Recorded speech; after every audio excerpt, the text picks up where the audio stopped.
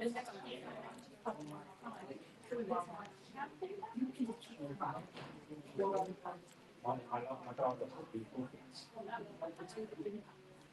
due to my name.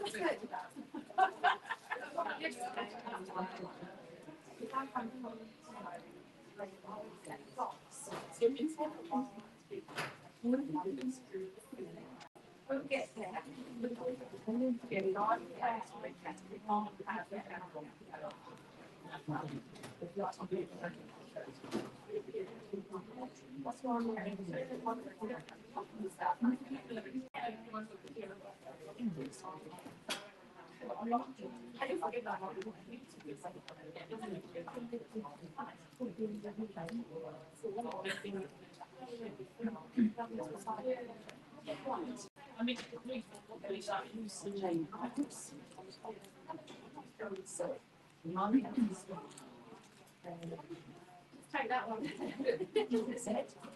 How would you like to be? Okay. Yeah. Yes.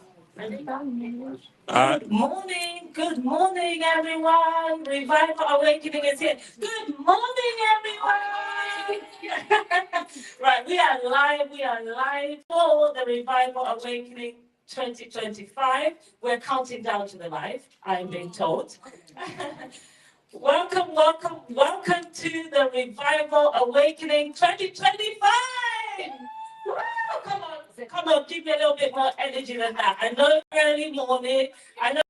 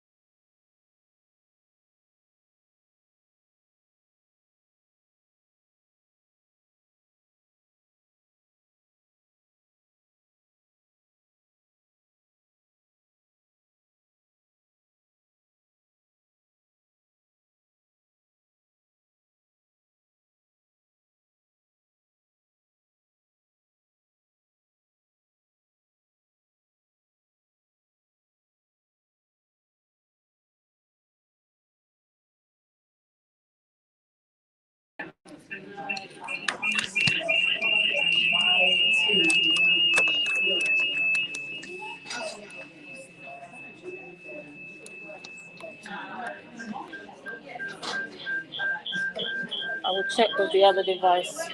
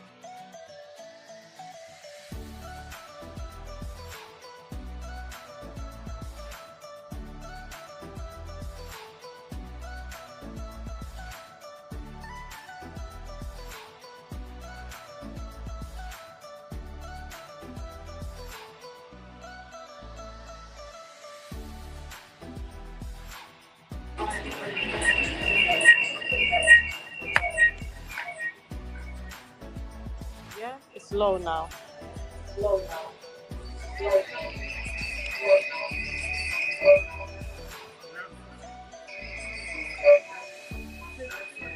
That's the lowest.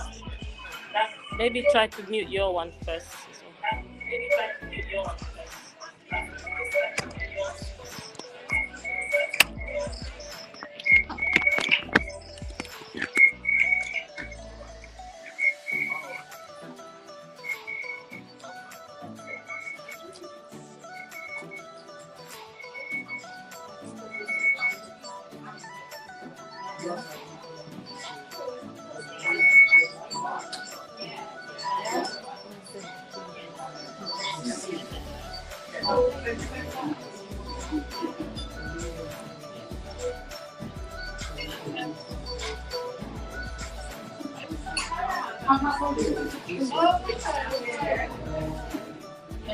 Do you mind if I just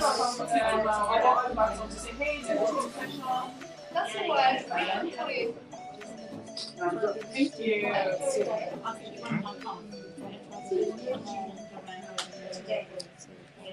Not very exciting, frankly. I love it. Oh, good pictures. Yeah,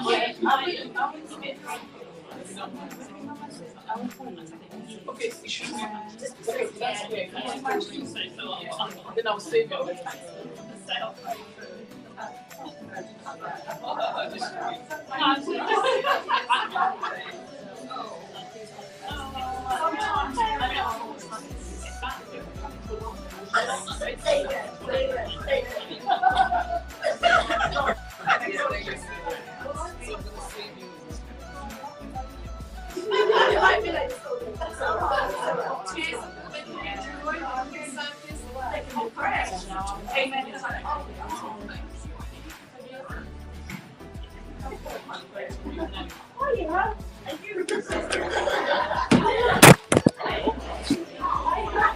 I'm not used.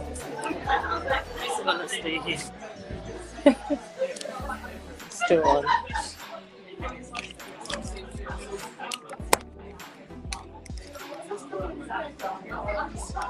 Okay. Yeah. Yeah, can you? Oh, okay, I think.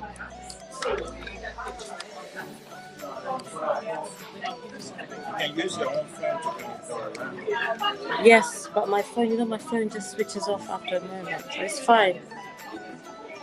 Could you try putting the video back on so I can see if it's connected well for the...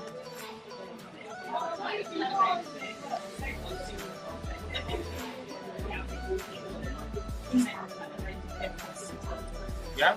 Yeah, it's not on yet. No. Okay. Then we'll start. Yeah, but we need the video, otherwise I won't see my love. You put the video. Put this back on the studio. I'm still recording. Okay. But I don't want to call someone on until I see their position well. It's a big place now.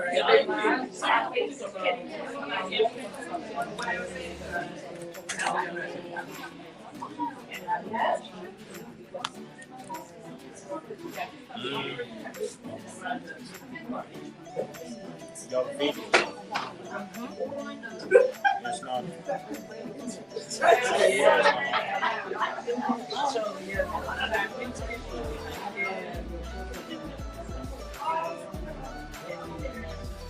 Yeah. Okay. Yes. Yeah.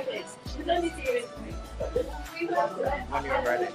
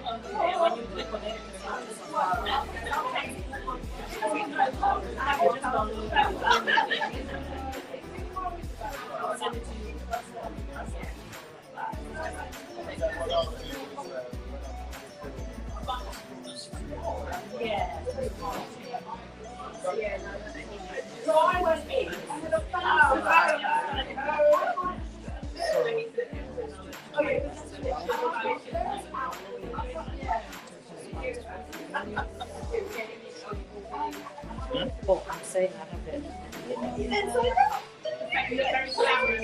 Okay.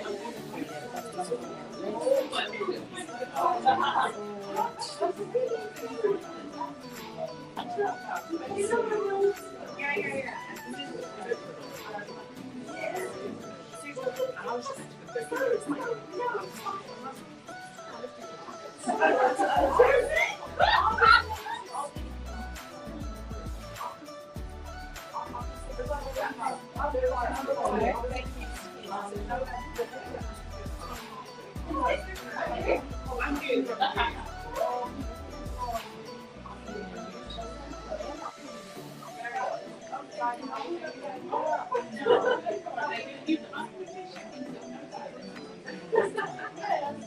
working.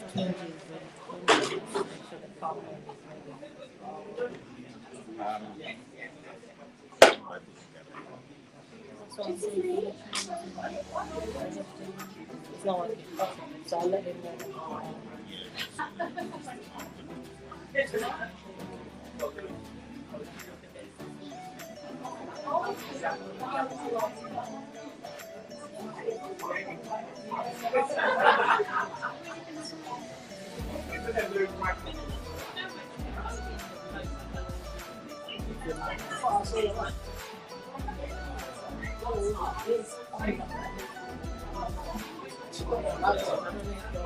Oh, Bluetooth.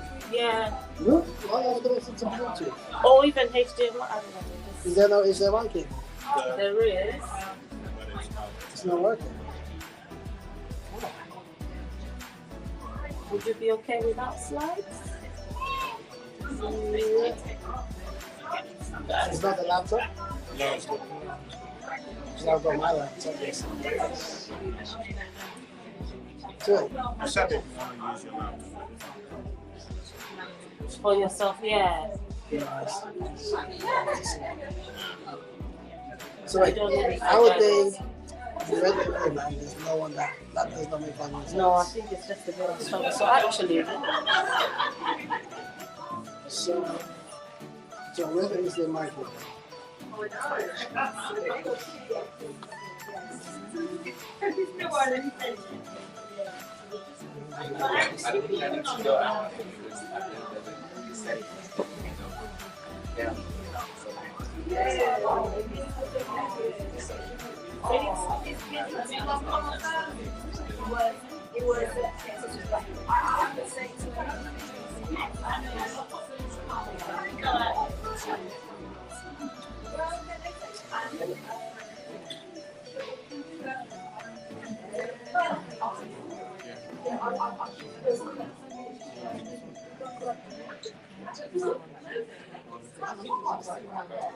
You're okay.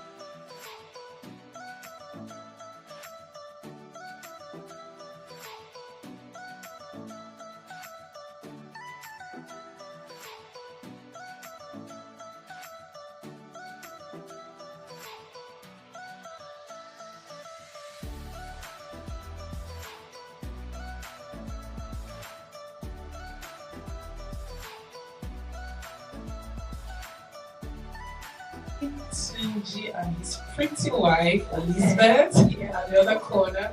Yeah, and then we had a chat as well about what we do. Specifically, I had a more lengthy conversation with Tunji because he supports people to write books, you know, entrepreneurship, all those bits and pieces. I looked at some of the works they've done, and it was quite inspiring as well, because if you remember when we met, I mentioned something like that. So I tried to share a bit of that with him as well. Yeah. So it was really a networking session for me. It wasn't just a chit chat. I got a lot from it, from the lovely people I met. Thank you. Wonderful. Thank you so much, Rita.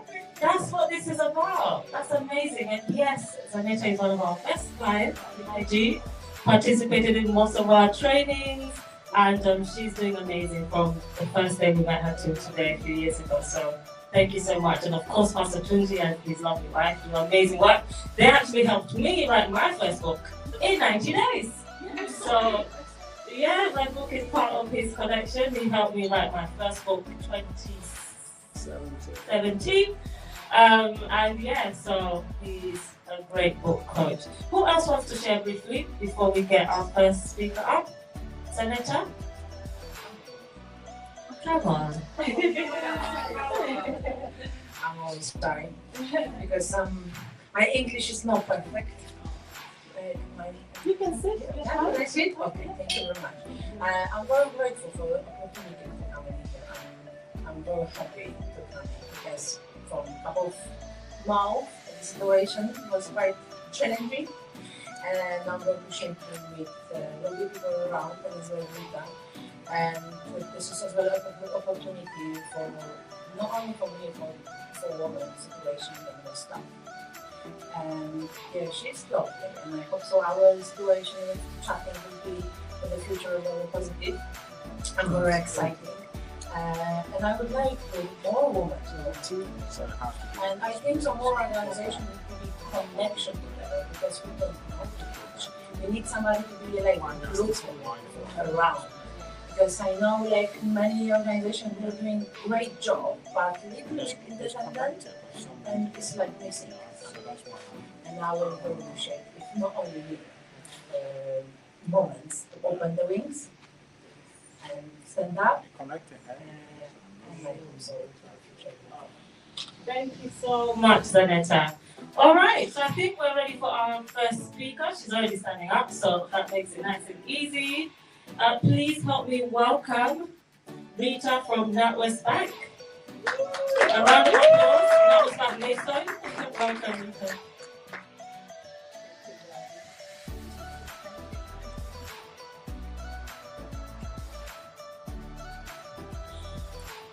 Thank you, Gladness, and your entire team for having us here, for the invite. We really appreciate such an opportunity to meet beautiful people, lovely people, and interact, network, you know, have a feel of what others are doing, how we can be impactful, or how we can partner, and all of that. This is really inspiring, and well done, great job. Yeah. So I'm here, like she said, writing my name is Rita. Natwest here in Maidstone, and I'm here with my senior colleague. Her name is Anna. She's sitting right over there. Hey, Anna! So we are here. So I remember when I first met Gladness, she walked into my office and was looking so bright, so radiant and energetic, and I was like, you know. So by the time we got talking and I heard where she's coming from, and where she is presently and where she's going, I was thrown aback. Like, what manner of a woman is this? It was really challenging, and I couldn't help embracing her. I couldn't help loving her. I couldn't help wanting to be around her to see how I can also tap from some of that positive energy. Yeah, you know. So with that, the invitation came to be here. We had a chat. My manager wasn't here when she came, but yeah, our manager came into the picture as well, and now we're where we are right now. So we are here, Anna and I, we're here in representing Natwest. So looking at all that UIG is doing, we believe that somehow, somewhere, we can work together. Yeah! We can work together to see how we can push the vision forward.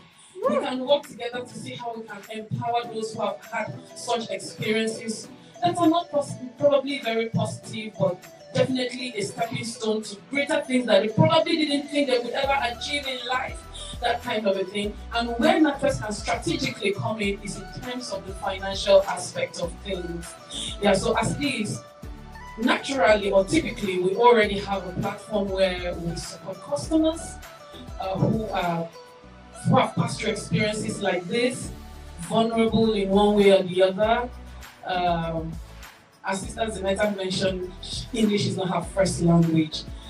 Those are the kind of support we can offer, those kind of support when you have anything to do with us. We have people who can translate for you if you think you're you may not really understand the language and all of that. We have all that set up. We have a customer support team, specialists, that whatever the peculiarity of your situation comes with, the support team is quite flexible to be able to provide that support depending on the dynamics of your situation. So it's not like a straight-jacketed thing that if you don't fit in and then we can't provide the support, we try to work it around your situation to make sure we give you all the financial support that you require. And how do we do that? We try to educate our customers on what they are eligible for, what they can achieve in terms of their finances, what they can access. You know, if you have a child, we have packages for children as well that can support you or educate you or help you to understand how you can begin to set up your child's financial future right from today, no matter how low you are aiming or no matter what little you have coming in for you at this point in time. Probably you're not working, probably you're on benefits, probably you are running a business that probably has not really picked up like you want it to. We have something for everyone. Natwest has something for everyone. So if you're in a vulnerable situation, for instance, you've passed through domestic abuse or domestic violence and you're still trying to pick up where things went really wrong and you're trying to understand why you are where you are, why those questions come to mind. I assure you, those questions come to mind at some point. Yeah, but Natwest is here to ensure that concerning the financial aspect of things, we can support you to pick yourself back up. We can support you to build your credit score. We can enlighten you about whatever financials you can access through us, whatever knowledge you can access through us to build yourself up financially, build your financial dreams, what you want to achieve in the next 1 year, what you want to achieve in the next 6 months, what you want to achieve down the line in the next 5-10 years, what are your finances going to look like. We support you to build those long-term financial dreams as well, and we support you to set up the milestones that can get you to that point by the time that period comes around. Yeah? So as it is, we are most delighted to be here, and we're going to do our best. So even if you have not been a victim of domestic abuse or domestic violence today, we are all here to network. And like I said earlier, Natwest has something for everyone. It could be your child, it could be your spouse, it could be you yourself, it could be jointly as a husband and wife, it could be for your business. Please have a chat with us. We have a corner by the side over there, just by the entrance. You can see our Anna is there shining, tall and strong. Yeah. So please have a chat with Anna and I. We're here. We can give you all the information you require. We have our business cards are available. We can, establish that contact and see how we can continue outside the four walls of this lovely arena today. So thank you very much for the opportunity. We can't wait to network with all of you and see how we can move ourselves forward. Thank you so much. I appreciate that. Thank you so much, Rita. Lovely. It's amazing to know that there is such a support. One thing also to add is that they do actually have safe space at Natwest Bank. So if you are experiencing domestic abuse or you need support, they do have safe space. There's a sticker on most banks that have this facility, which means that you could actually go in there if something is happening, if someone is following you or you're having any kind of trouble. It is a safe space. So I was excited to learn that. In this day and age, I think it's very much needed. So you could just be going to the bank, but actually you could get support. So thank you for that. Next is wonderful speaker, Angela Morris. She is, yes, the round of applause. She's a workplace communication coach. She is an author and a broadcaster. Angela empowers individuals to embrace authenticity, get it right? Set healthy boundaries and live freely. She is an author, a radio presenter, and soft skills trainer specializing in health and social care. So let's put our hands together as she comes to run the workshop titled Live Authentically. Welcome, Angela. Hello, everybody. Hi. Everybody all right? Yeah. Good. Well, I'm going to be sharing on the topic Live Authentically. What I do have for everybody is I have a workbook. So now you're going to, and I was really glad because I didn't bring any pens. I was looking around, oh, we've got pens over there, pens on the table. So if somebody would like to, while I'm, yeah, sorry. I have my trusted assistant here, my photographer. So if you'd like to give everybody one, please.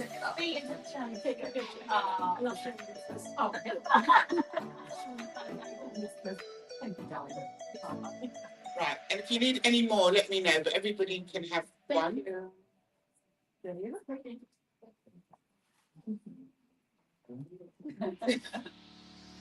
Right. And there's some for the people at the back. Yes, I'm going to make sure they get good. I am a man. I'm a man. Right, okay. Sorry. Yeah. What I'll do, oh no, because, yeah, what I'll do, let me get, Gladness, have you got a booklet?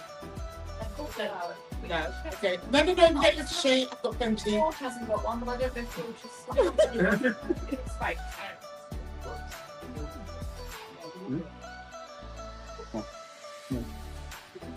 Right, so first and foremostly, got to get my teeth in today. First and foremostly, this is your personal booklet. Oh, somebody thinking more. Oh yes. This is your personal booklet. And the reason that I'm stressing that it's personal is because what you put in there, no, not those, these. I need these at the back. I'm not going to say men, but I'm going to say men. Right. Amen.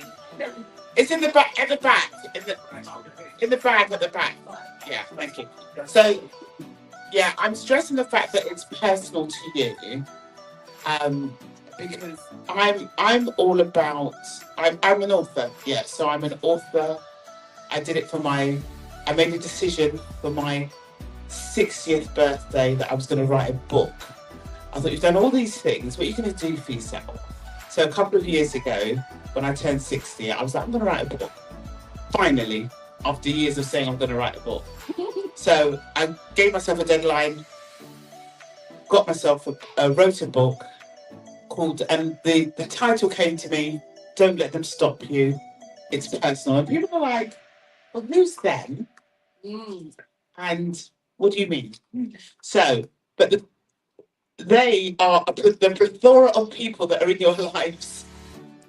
And you have to identify who, how, what is, and actually the personal bit is all about you being able to be yourself, which is probably one of the biggest challenges you will ever have in your lifetime. And that is to be you. Yeah. So in the booklet, if you have yours, we're going to work through it. So this workshop is going to be a workshop, and this mic is a bit funny, guys. I don't know if it's the battery, but it keeps cutting out. So what we're going to do, we're going to work through it, and the reason I'm saying it's personal to you. What you write in there is entirely up to you, right? No one's checking it. No one's looking at it. You don't have to share it with anybody. It's between you, yourself, and yourself. Is that all right? Yeah. Okay, so no one's going to be looking over your shoulder saying, well, what did you write? Unless you want to share, of course, which you can, but don't feel obligated. So, and just to say, I produce these especially for this occasion. Thank you so much. Just saying, right? I did it especially for this event. And anybody who comes later and after, they're going to have to buy a copy. So because you're here, you get it free. Is that good? Yeah. Good. Right. So yeah. So some love, just so that you know, some love, time, and effort has gone into this. Okay. Good. Right. So I put here the next hour, but it's not going to be an hour because it's got 30 minutes. Right. I thought it was going to be an hour. Never mind. So anyway, so. As I put in this book, look, you just turn to inside the first question. Remember, there are no wrong or right answers here. This is your journey, and authenticity looks different for everyone, right? Because it's a big word, but what does it mean? A, true values, being aware of your true values and feelings. You, being unapologetically yourself. T, trusting your inner voice, and that's a big one. H, being honest about your strengths and limitations. E, embracing your uniqueness. N, not comparing yourselves to others. Just turn to your neighbour and say, I don't do that. Right, anyway, we all do that, isn't it? That's another chance. Hello. T, true to your commitments and boundaries, another big word, which I will be talking about later in my keynote speech. I, internally driven, not externally validated. C is creating a life that fits you. So, the first letter A, you're going to have to speed through it, but I hope you've got your pens and you've got your booklets, so this is time to get your pens out. So, being aware. Being aware means living authentically starts with knowing what truly matters to you, not what society says should matter. Because aren't we always being told what we should care about?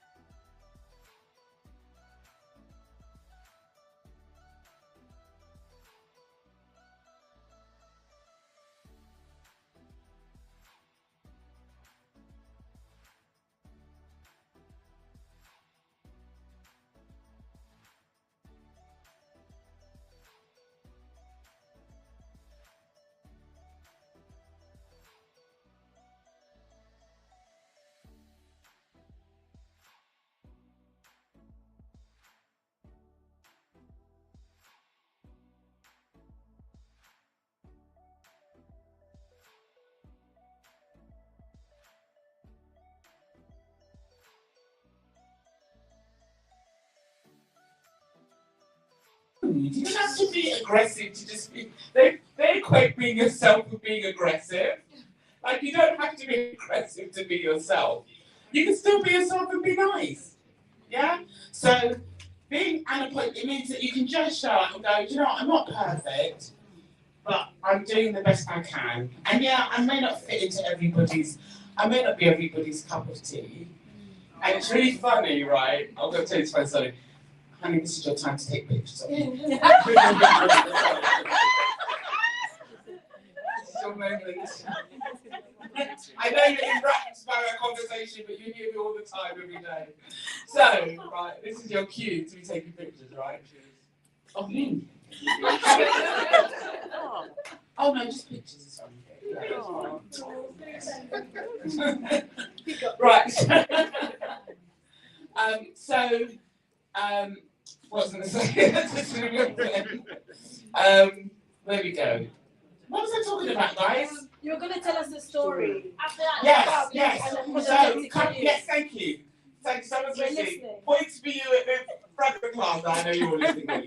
Right, so I was interviewing, and I had the awesome privilege, because I'm a radio broadcaster as well as an author, as well as a coach, and we do a million things. And as women, those of us who are women of colour, we have to have like multiple streams of income and activity, right? That's life.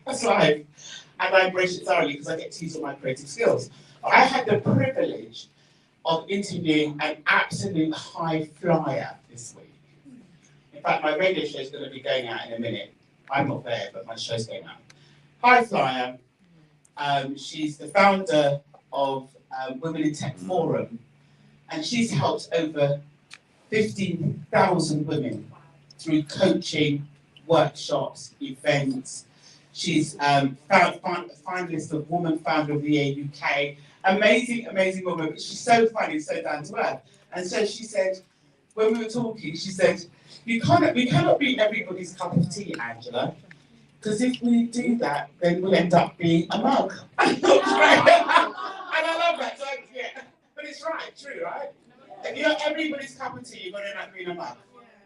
And we don't want to be mugs. And we don't want to get mugged off, right? So this is all part of the work of being authentic.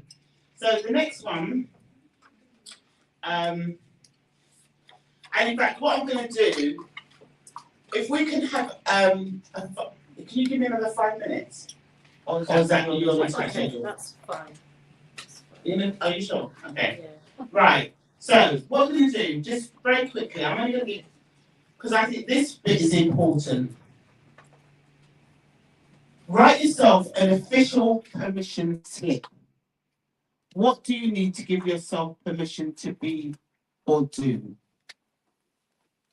So think about something where you feel like you've been a bit constrained. I really want to do this. Have you ever had that sense of burning passion? Is it just me? Like every day? Wait, I don't really want to do this. So just write yourself, or it could be something simple. Like maybe you're constantly restricting yourself in terms of maybe what you eat, and I'm never going to eat chocolate again, or I'm never going to eat forever. So it could be something simple. It doesn't have to be profound, but just give yourself permission. And write yourself a permission slip. I'm Angela Morris. Give myself permission to be whatever it is you want to be, or to do whatever it is you want to do.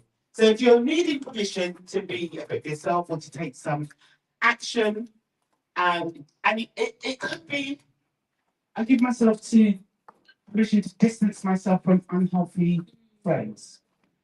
I give myself permission to create a healthier network. I give myself permission to love without fear. I give myself permission to, save my money, Natwest. I give myself, because people sometimes have issues with that. Their money story, they just struggle to say they feel like they've got to give everything away. I give myself permission to stop giving everything away. Right, okay, so do that, sign it, right? And it could be just like, I'm going to just do what makes me feel good. I give myself permission to be happy. right? So T is for trusting your inner voice. Your gut knows things that your brain has not yet figured out. How many of you have learned that one? Learning to trust that inner wisdom is essential to living authentically. So we've gone to the next page, T for trusting. And how many times have we felt something? How many times have we felt internally something's off? Have you ever met somebody and gone, I don't know what it is about you, but I just don't like you? Yeah? Wow. No? Sometimes you meet somebody and something just feels off. Yeah, but it's your gut telling you, because other people might love them, but sometimes your gut is like, there's something not quite right about you. And what we do, we ignore that. We override that. But to be authentic, you don't override your gut. I can tell you story after story about times where I overrode, sorry ladies, sorry, one voice, thank you. I can tell you about times where I overrode my gut feeling to pay for it later. Ever had that experience? Oh, it's just me then. Okay, all right. So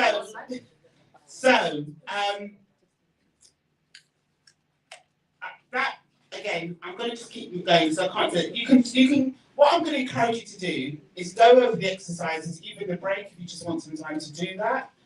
Those of you who are fast writers, you might want to go through that and just make some notes. Yeah, there's even. Yeah, there's more. Yeah, there's plenty there. Right. So H. Let's go to H. H is for honest. So that page is H is for honest. Return to that page. Right. H is for honest. Honest about your strengths and limitations. Authentic people know what they're good at and what they're not good at. Right?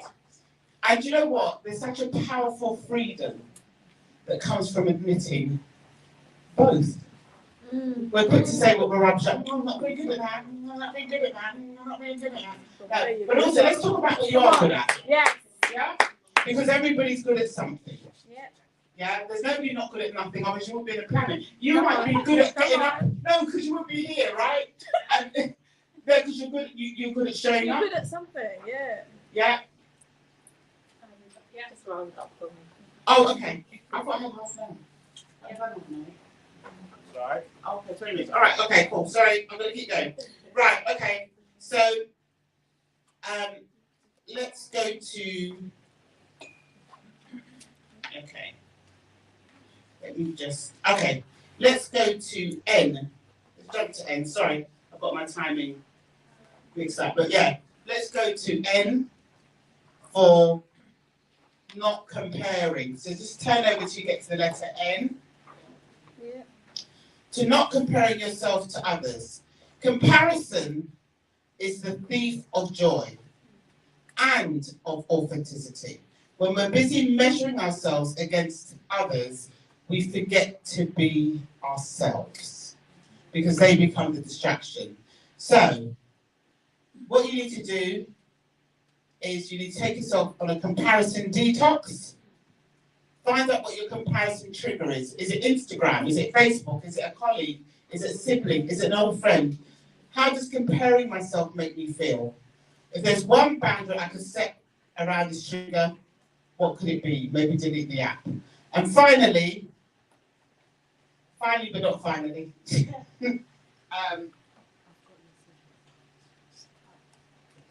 complete the booklet. Then come and buy some books at the back and we'll have a chat. All right? Thank you, guys. Thank you.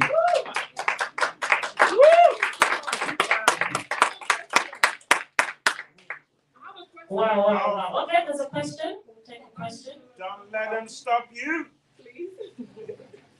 Yeah. Thank you. That was powerful. My question is in terms of the comparison bit. What if I'm in a place? It could even be the social media, or body. my truth now is not a social media platform quite terrible.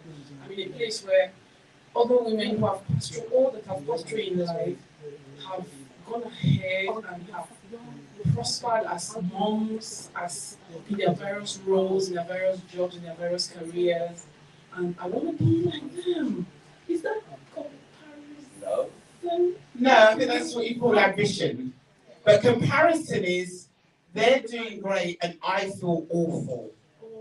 So when I look at them, I feel terrible. I feel like I'm really behind. I feel like I haven't yet caught up. I feel like that's comparison. Or look at my life compared to their life. And then you start feeling sorry for yourself. Or look at me. But actually, no one's really got perfect. See, that's the big lie, right? That everybody looks like they're doing great. They're not. They're just more, some people are better at covering it up than others. So the key, no, it's true though. Yeah. So the key is, yeah, it's okay to feel inspired, but to aspire to be like an individual is not the wisest move because you don't really know what's going on behind the scenes. Yeah. All right, thank you.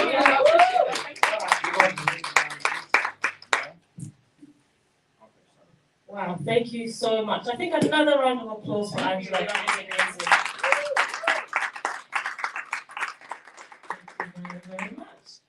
Okay, wow. This is personal development. This is the kind of day that we all need, right? To take time for ourselves, work on ourselves.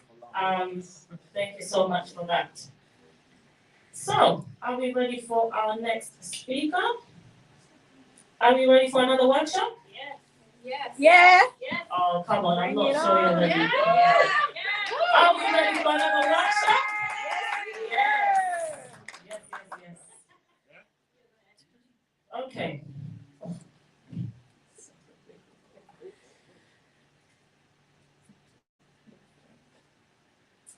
All right. So, our next speaker is Tunji Olujimi. He is a pastor and he is the CEO of Accelerated Authors Academy. Tunji empowers leaders through book publishing and entrepreneurship. He is a pastor, as I've said. He's an author of 5 books himself and founder of multiple businesses. His story of resilience inspires audiences to overcome challenges and thrive.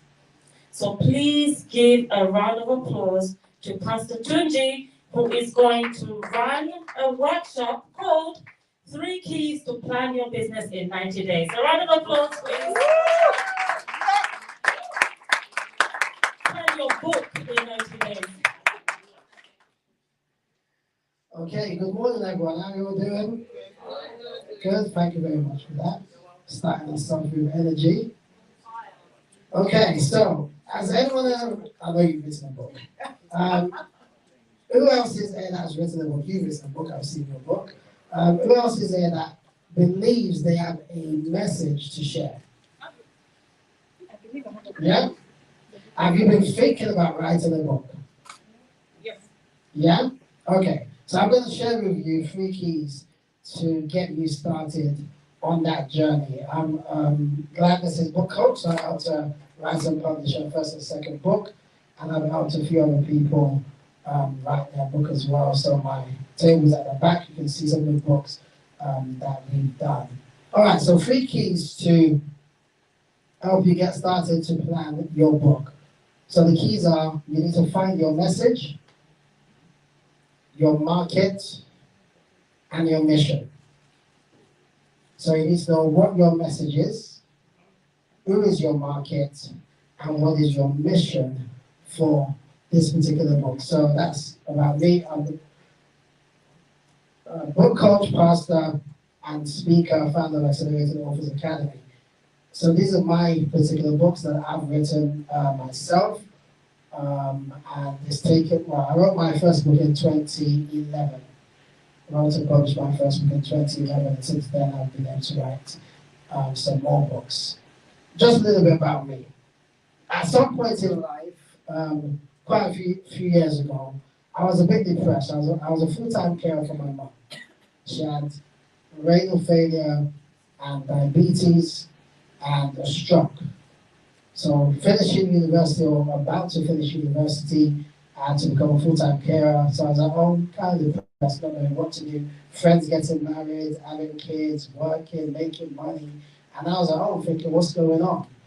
Even though I was already in ministry, I've been doing ministry for a while. But I knew there was still more that I should be doing, but I had to be at home, which was a blessing for me anyway. But I still felt depressed. And also growing up with dyslexia. So I was born premature, grew up with dyslexia, and I thought I can never write a book. A friend or two friends had done it, and I thought, wait, if they've done it, then I think I can actually do it. And then I moved from being depressed to daring, and I told myself, I could do this. And I went and I got it done. After my mom passed away, 2 weeks after my birthday, I said, in a year's time, on my birthday, I'm going to publish my first book on my 30th birthday. So June 11, 2011, I published my first book. And since then, I've been able to now speak on stages and help other people to write and publish their books as well. And I'm going to show you what you need to do, because a book can get you into rooms, a book can get you on stages, a book can get you clients, and a book can amplify your voice. So if you have a message, a book is the best way to do this. These are some of the things that I've been able to do just because I wrote and published my book. Been able to meet some amazing people, been able to do my own events as well. And it's from doing an event that Gladness met me. And then I was able to help her to write and publish her own book. So, okay, so this is what books can do for you. Books can open up doors and get you on stages and into rooms that you probably thought you would never get to. That was me, because I thought, I've got dyslexia, I'm scared, I don't like speaking in front of people actually.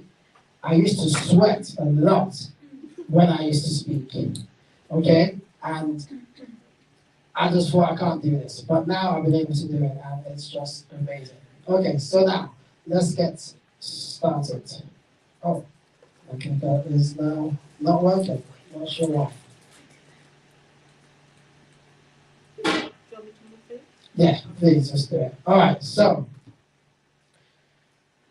your message is the first part.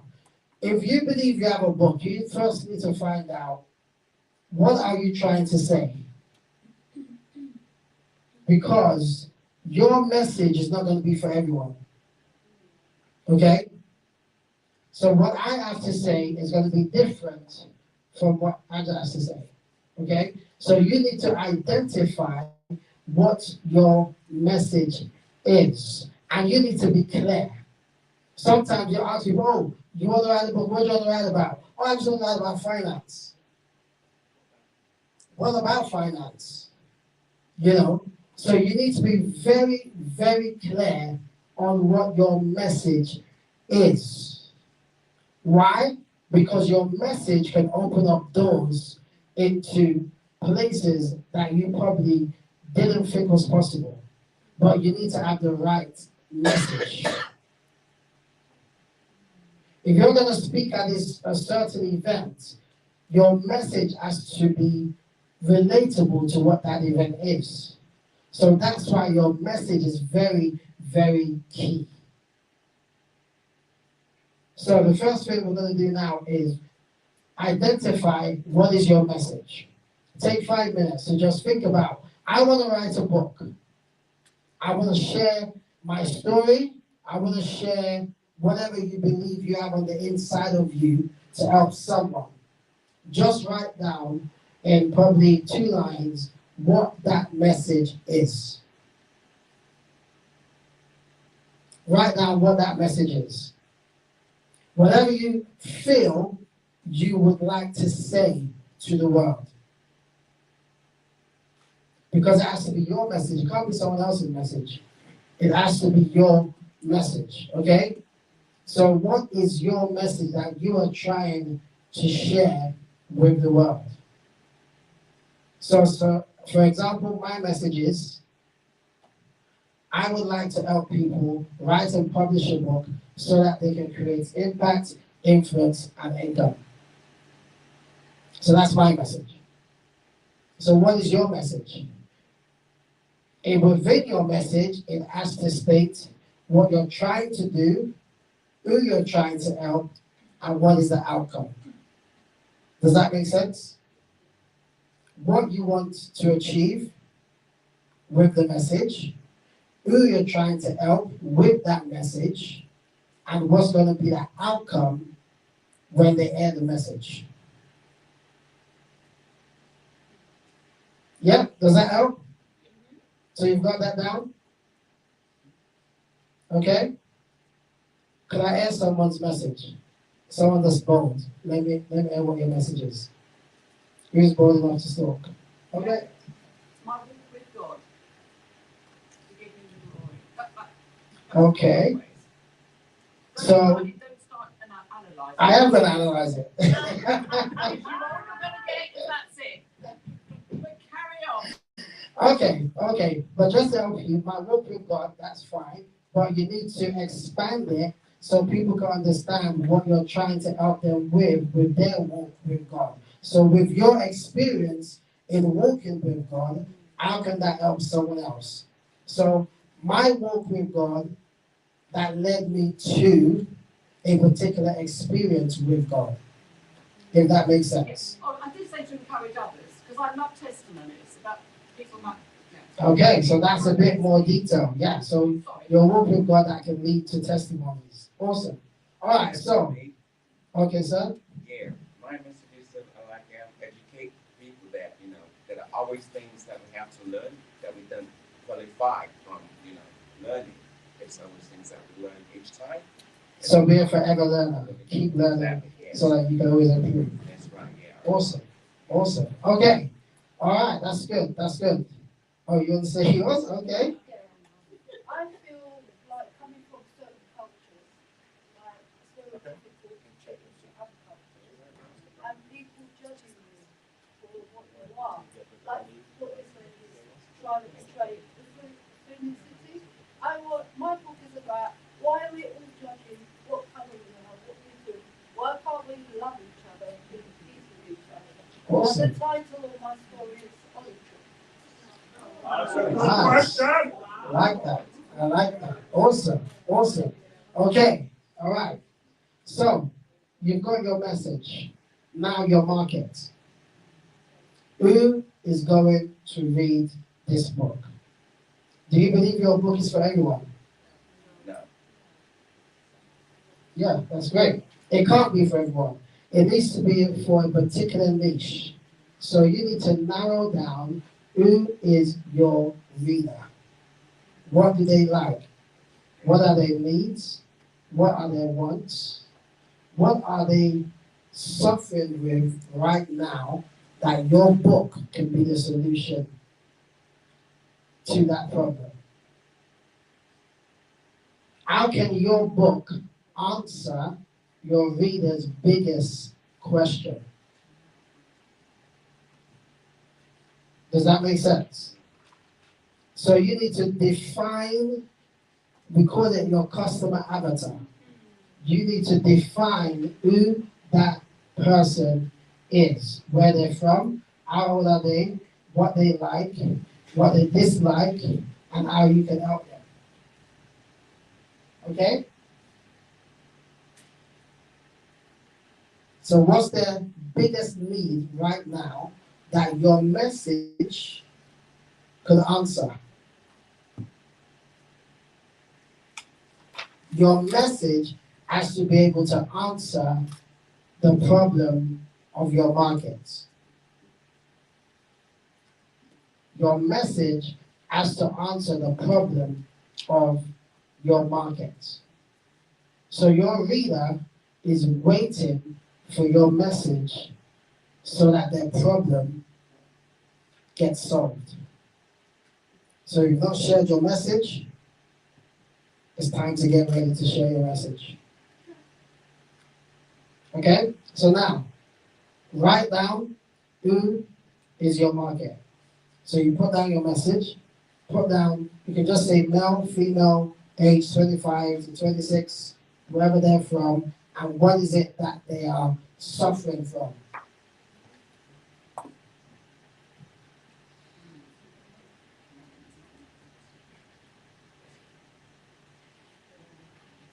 Is this helping anyone? You sure? Okay. So, who are they? What are they suffering from? Okay, so the next part is your mission. So once you know your market, you've identified your message, now you need to know, what's my mission with this book? So your mission is your why. Why do you want to get this book done? Why does your message need to be heard?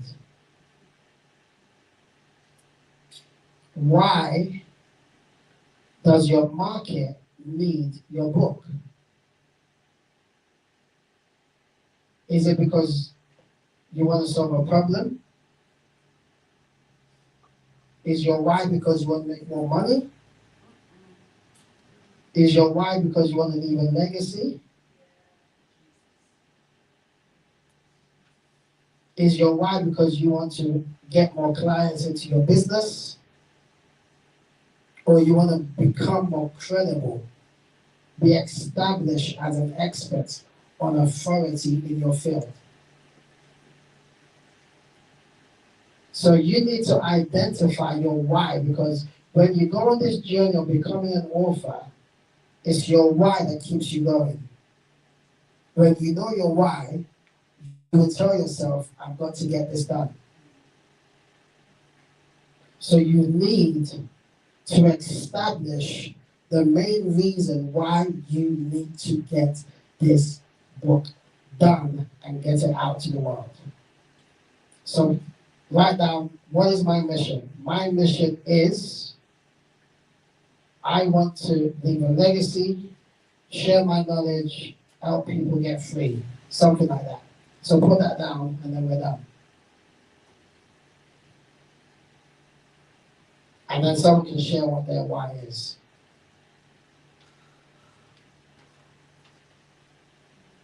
So why do you want to share your message? Why does your market need your message? Why do you need to get this book done and get it published?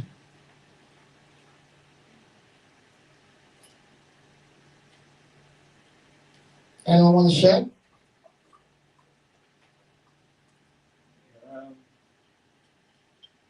My message is to give people a lot of confidence that anything is possible. You know, people who are not aware of their gifting, talents, things like that. If they try anything in their interest, regardless of age, and it's never too late. They start at the right time and things like that. And age is not any factor. Okay, I get that. So your mission is to inspire people and encourage people that they can build confidence no matter what age they're at to fulfill purpose. Awesome. It's too late. It's never too late. That's it. That's it. Yes. So mine is fighting for the next generation through Christ-centered marriages. So now, now marriages are just any little thing. You know, I feel like there's a generation coming up that just working my life. So I think I want to have influence and kind of put my message out there that says, hey, let's work this out. Here are some things you can do. Keep holding on, keep committed, and just fighting for the next generation. Okay, that's good. Round of applause for all of you. Okay, to finish off, I want you to stand up. Stand up, stand up, stand up. And I want you to say this out loud. The reason why is because of this. The book won't write itself. You've got to get it done. Okay? So, I am an author. I am an author If I see it in my mind, I can hold it in my hands, and I can make my book a reality. Can we say that again with more confidence? I am an author. If I see it in my mind, I can hold it in my hands, and I can make my book a reality. Give someone a high five and say, get it back. Oh, I still got 5 minutes. Okay, listen, I still got 5 minutes. Any questions then? Any questions? Well, so yeah, that's Gladness's testimonial of one question. Cost implication, we didn't mention Good question. From a bank. To be honest, cost implications, it all depends on what you want to achieve. Some people just want to write the book and not get it published. Some people want to write the book and get it published. Some people want to just publish because they've written the book before they met you. Some people want to just use their book to build a business. Some people want to do the whole process of writing, publishing, and building a business. So it depends on where you're at and what you want to achieve. What it is going to cost. It's not free. I know we're Christians. I know. I know salvation was free, but it still cost Jesus something. So it's not free. It is going to cost you something. So just know that it will cost you. And it will cost you definitely some hundreds or thousands, depending on what you want to achieve. Just to support, in the brochure, you all got an email today. Pastor Tunji has shared an offer, a Black Friday offer. I'll just put it out there. So if you check the brochure, you would have received it, an email sent this morning. You will see all the exhibitors and all the information, including what they're offering. So there is an offer. If you check the brochure, Pastor Tunji, I think that was the... Yeah, I'll talk about it. So the Black Friday offer, so the slides that came up before where you saw flyers of me speaking, and my flyers of people on my platforms. So the Black Friday offer is an offer for all the challenges, the online challenges and summits that I organized throughout the COVID period. And I had so many speakers. And these are speakers who are making between 5 figures and 8 figures in their business. So you're going to be learning from more than probably 20 different speakers that will be teaching you everything to do with book publishing, from planning your book, writing your book, building a business with the book, marketing the book, just so much stuff. And the offer is only $47. For everything that you're going to get, it's probably costing maybe more than £10,000 because of the speakers and the information they're sharing. For Black Friday, you get it for $47, and once you sign up for it, it takes you to a membership page where all the videos are there, and you can just watch and get all the information that you need to get started in the book. Okay, any more questions? No? Oh. Oh, so this is Muriel. So actually, Muriel and Gladness, I met on the same day. They came to my online boot camps. I did an online boot camp in 2016, and Muriel and Gladness, I think we're the only two, no, there were 4 or 5 of us on that. And I met them on the same day, and they both signed up, and they both got their book out in 90 days. Yep. And they're both doing amazing things since when I met them. When I met them, they were shy. They didn't want to speak. I told them, you're going to start speaking, you're going to start doing videos, and you're going to do courses, and there's been a transformation. So it's not just about the book, it's about you building a business around the information that you have. You even don't want to build a business, but build something so that you're not just trying to sell a £10 book. Because you sell a £10 book on Amazon, Amazon's still going to take at least £4 or £5. So you're not getting £10. So use that information to do an online course, a workshop, a boot camp, a retreat, do something that can bring in more money and you can make a bigger impact. Yeah? Awesome. One question? Yeah, just to talk about, because you did mention about when you're writing, think about your vision and you say why. Yeah. I'm in the middle of writing one. Okay. So, which means I can get 90 days on them. Yeah. So, in terms of making legacy and making impact, like that my sister just said, our own is about marriage. So I'm writing with my husband. Okay. In light of what we've had to navigate in the last 18 years of marriage. Congratulations. Thank you. And because I'm now going to the costing, okay, so that's one of the reasons why I'm here, because I explained it last time, and she mentioned that you coming to talk about this. So, in terms of costing, because it's about making money, or is it about making impact? It's up to you. It's all up to you. But like I said, the three I's. You can use a book to make impact, influence, and income. But you decide which of the three you want. You can see that I said income last. So it's more about making impact and having influence. And while you're doing that, you can make income. So you think about the bigger picture.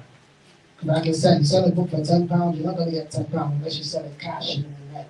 But if you're selling your book online, you're not going to get £10 fully. But what else can you do to make a bit more money by sharing your message? Yeah? All right. Thank you all very much. God bless. Thank you so much, Pastor Tunji. A round of applause for Pastor Tunji, please. Wonderful. Cool. So I think we all need a little short break. We will take 15 minutes, so it is 10 to 12 now. Yes, so we will come back at 12:05. So let's network. Remember, I think we'll do this every time we have a break. So last time we took a break, we said to find somebody that you didn't come here with and get their name, where they're coming from, and find out something interesting. Yeah? We're here to do the work today, so let's try and speak to someone, at least one person, get their name, where they're coming from, and something interesting about them. And then hopefully we can share later, yeah? See you in 15 minutes.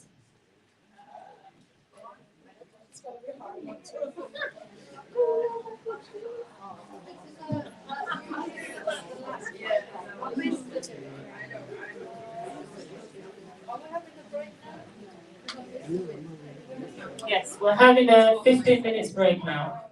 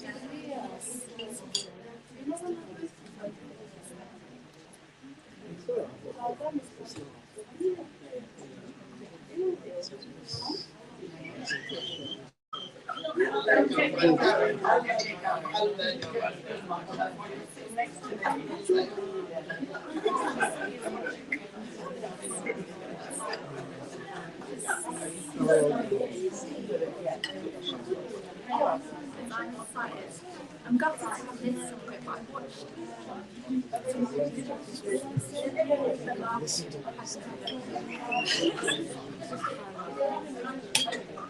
it costs for me my phone sometimes. I just don't get calls come through.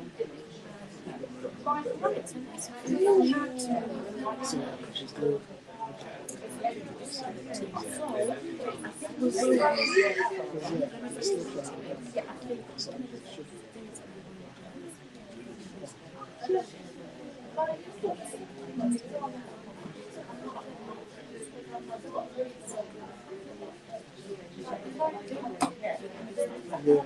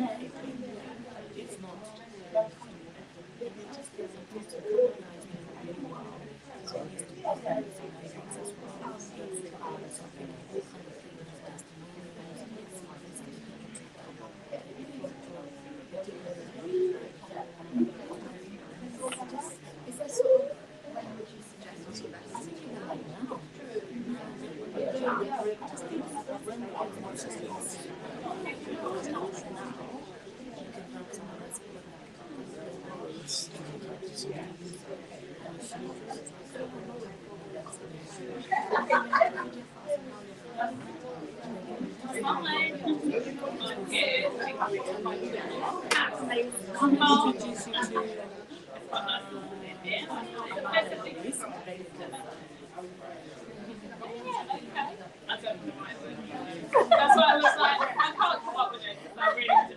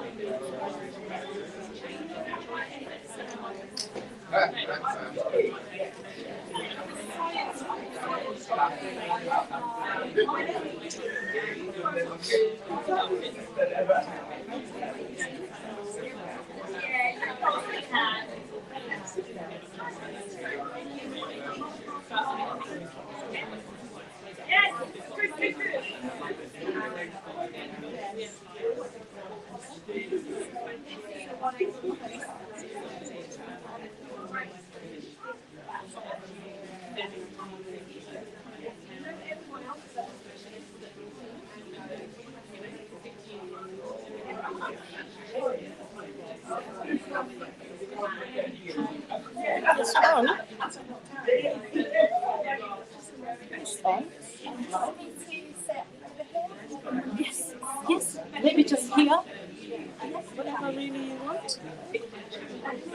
Yeah. On. It's no problem. Okay. Okay. Networking.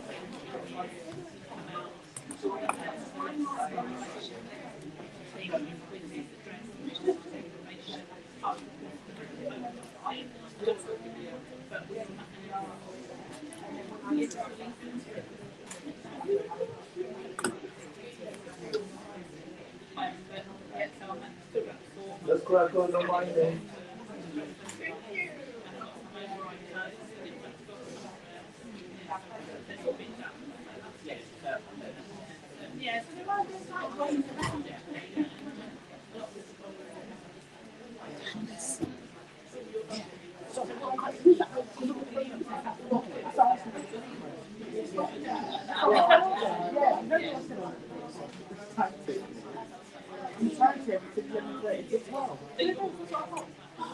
Okay, so this is the chicken. Okay. No, it's fine. I'm just, that's what I'm listening to. I like to stay. My friend is here, and she's asking how to keep up. Oh yes, we've got a copy machine. Well, she's here. You can speak to her. Yes. I'm not sure she's taking the whole. She might be. I'll get her.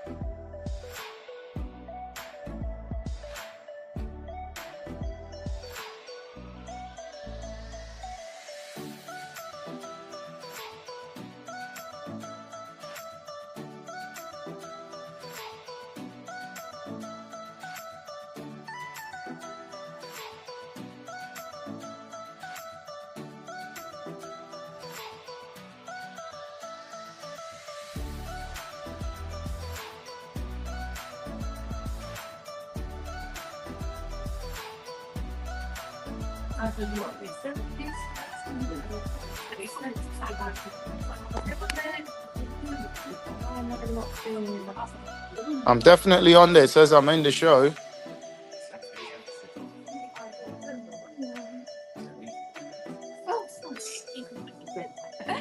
How are you? I'm good, thank you. How are you? I'm good, thank you.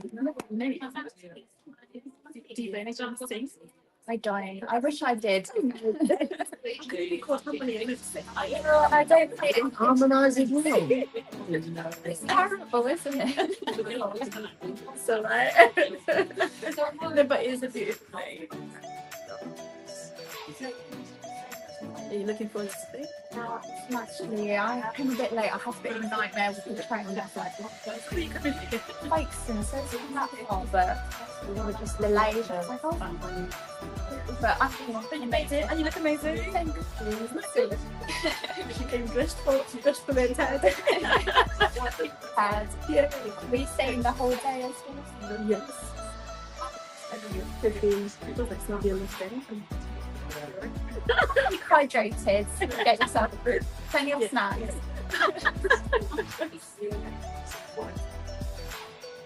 How did you hit that? So I saw you on the floor. So I don't know if you know which I should take a picture of you. Oh, that's good. So I remember last year Christina, she was the most she works with Gladness. Yeah, I was just like, I really wanted to get involved, and then Gladness and said this is after you gave it Oh, did you not leave it on top there? So, a bit of a lot of like charity work and things like that. did we speak to somebody new? Did we find out something interesting? I'll tell you what. Oh, she's not here. I'll tell you when she comes back. Who wants to share? Anybody? Who did you speak to during the break? And did you find out something interesting about them? Anybody want to share with us? You were on that. Sorry, just getting out. Yeah. So I met this lovely lady here, and We are still eating. yeah, absolutely. Hemi. Hemi. I was going to make a joke about a Kemi, but not right now. So I met. It's very strange, isn't it? Life and what I call 6 degrees of separation. So Kemi and I were talking about book table. And she kind of asked me what I did. So as well as authoring radio, I'm a business consultant, and I help to set up supported living. People want to talk about supported living. And then she turned around and she said, well, I'm a social worker and I have my own supported living business. So then I introduced her to Donette, my friend, who said, who's one of my clients. So I also helped her set up a supported living business, and she's like, oh, okay. And she now has 4 homes. So there's something very powerful, isn't there, about networking. And then Kemi supported me and bought some of my books. So I'm super happy. You know, round of applause, everyone. Wow, that is the power of networking. And I think most people testify if you actually do the work of networking. So not going, oh, I'm just gonna, hang around. If you actually connect and speak to someone, you'll be amazed at the opportunity that you will get. Right? And that is what we're talking about. When we're saying taking territory, we're not talking about physically going and taking a piece of land. We're talking about taking territory in connecting, accomplishing the things that God has desired for you.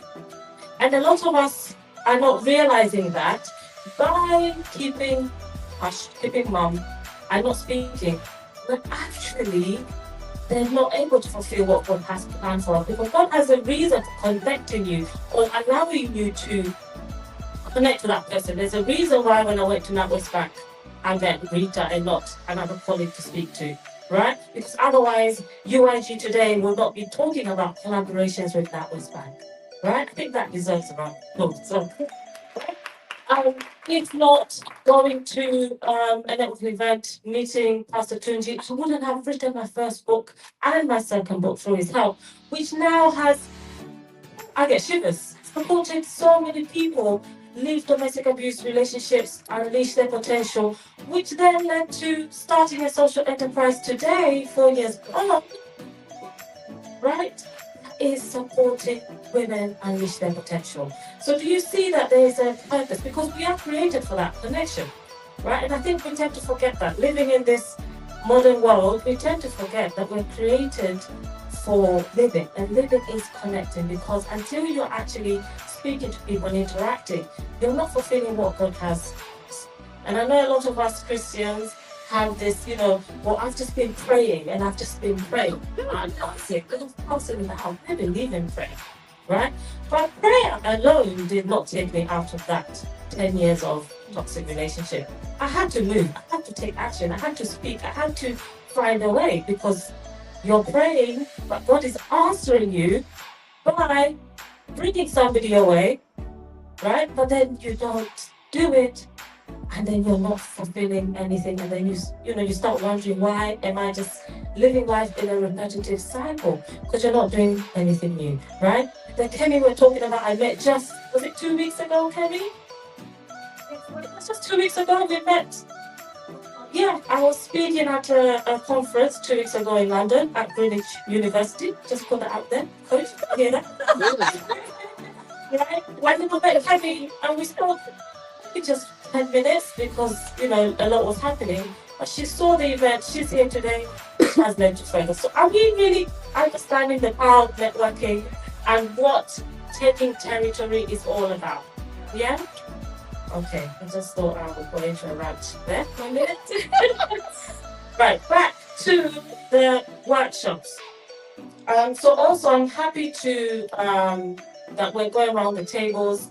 I know somebody said they didn't get the brochure. Please, to get information, if you didn't get that email, let me know, because I wouldn't want you to miss out on, again, networking with somebody, or maybe you haven't fully understood. The speakers only have short time, but looking at the brochure, the event brochure will tell you more details about them.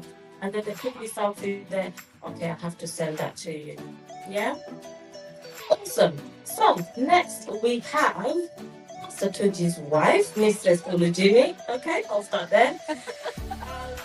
Elizabeth Olujimi is the CEO of Dare to Believe Coaching Limited. She is known as the Thriving Coach. She's an award-winning coach, yes? An applause for that. She's a speaker, she's a mentor, and she's a pastor. She equips Christian women to thrive in their purpose, create impact, and leave a legacy. She is a certified Maxwell leadership coach and trainer. And today she's presenting a workshop titled Live with Passion, Live with Purpose. A round of applause for Elizabeth, please.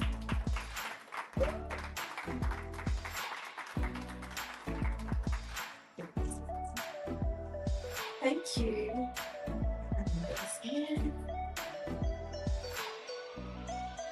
How is everyone doing?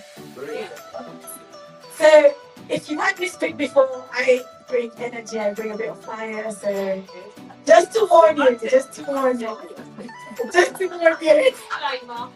Yeah, disclaimer. And I'm comfortable when people cry when I'm speaking. I've just come to realize that sometimes I provoke emotion. So, be free. Be free to be yourself. Be authentic, right? Give yourself permission.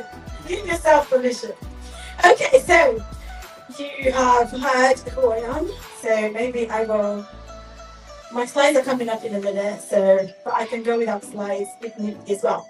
So what is my title today? Live with passion, lead with purpose.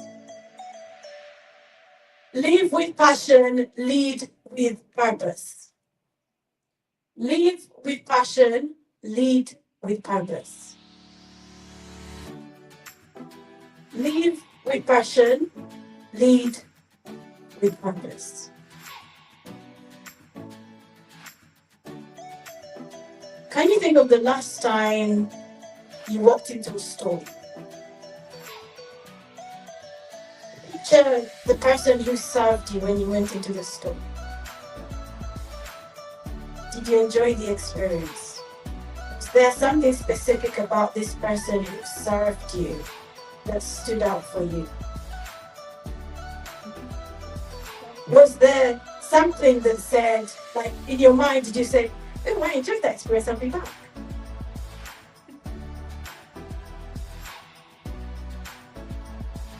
Any picture? The reason I'm asking you is because I want you to compare going into the place and someone serves you with passion and going into a place where somebody they're just doing a job, right? They're just doing a job. As some people like to define it, a job is just being overbrook. So I stole that one from Pastor Matthew Shimolo. Right, okay, so passion.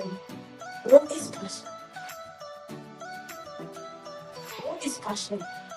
I'm going to be talking on 3 P's. Passion, purpose, pursue. Passion, purpose, pursue. Now, before I go into it, I just thought I wanted to get us reflecting a little. So I had some questions that I wanted us to think about. On a scale of 1 to 10, 10 being I am super passionate, guys, and 0 being it's just another day now. Thank you. Oh yes, that's perfect. I love it when technology works. Okay, so on a scale of 1 to 10, how passionate are you about what you do? 6. Okay. You don't have to. 6. So you can give it to yourself or not, but okay, I'm gonna shout it out. That's cool. So on a scale of 1 to 10, how passionate are you about what you currently do? 10 being, I'm excited to get out of bed. 0 being, it's just another day, just another pound to make. Think about that. Question, what are you currently doing? I'm only asking the question because I want to know who's in the room, right? So, do we have some business owners in the room? Okay. Do we have some career professionals? Okay, yeah. Do we have some students? Not burning. Students, just putting underneath to shake down. Right, okay. Have I missed anyone? Some charities or CICs? Yeah. Okay. Awesome. It's just good to read the room and know who is in the room. So for those who run charities or CICs and you need money, watch who you need to go to, right? You've seen them, so watch. Right. Another question. Do you know your purpose? Some people are like, yeah. Some people are like, I need time. Okay. Discovering purpose takes time, so it's alright. If you do know your purpose, are you listening? Are you waking up each day and thinking, this is what I've been created for? Or have you written it down in a lovely journal somewhere and stuck it on the shelf? And you look at it every day. Oh, that journal, yeah, and I'll come back to you. Have you said, that is for when I turn? That's for when I get some money. So, when I was thinking about this talk, I started reflecting. I'm going to be 40 next week. So we're going to get, right? I'm accepting presents, hey? I'm going to be 40 next week. And it dawned on me that when I turned 30, there were 3 keywords that stood out for me. And actually, it was the 3 keywords we're talking about today. Passion, purpose, pursue. So I'm a person of faith. I'm a pastor's daughter. I've grown up in church my whole life. So God is my bestie, you know. Sorry, my husband is my bestie too, but like God was there before he came along, so it's all good. So at 30, I say, God, what is this next season of my life going to look like? What am I going to do? At the time, I wasn't married. I was serving in the leadership of the church I was going to. I was working in a bank. Bearing in mind I have an electrical engineering degree. I've never worked as an electrical engineer. So yeah, I'm like, God, I know the things that I can do. I know my strengths. I know the things that I don't enjoy doing. So what now? We're turning 30. There's no husband yet. God, hello. You know, what's happening? And the 3 words I got was passion, purpose, pursuit. And I'm like, okay, let's put this together. So I ended up with passionately pursue purpose. So this decade has really been about passionately pursuing purpose. And actually in that time, yes, I got married. I had a little girl, and I left my job in a bank and stepped out to run the business I'm currently running. And actually, I discovered more of me. I discovered that this thing, my voice, this microphone, we're friends. I discovered that I wasn't meant to be sitting in front of a computer all day. That wasn't for me. What I was meant to be doing, or what I'm meant to be doing, is being in a space or on a platform somewhere, provoking people to step out and be who God has called them to be, or step out and be the best version of themselves. So that was me discovering that. But I had to passionately pursue. So, that last question, what is your biggest obstacle to pursuing your purpose? For those that know their purpose, maybe you're walking in it, maybe you're not walking in it, I want you to, this is just background for us to reflect on as I speak. So, passion, purpose, pursue. Throw me some descriptions, pick a word and try and describe it. Let's get some audience participation. Pick a word and give me a description for it. I'm unbridled enthusiasm.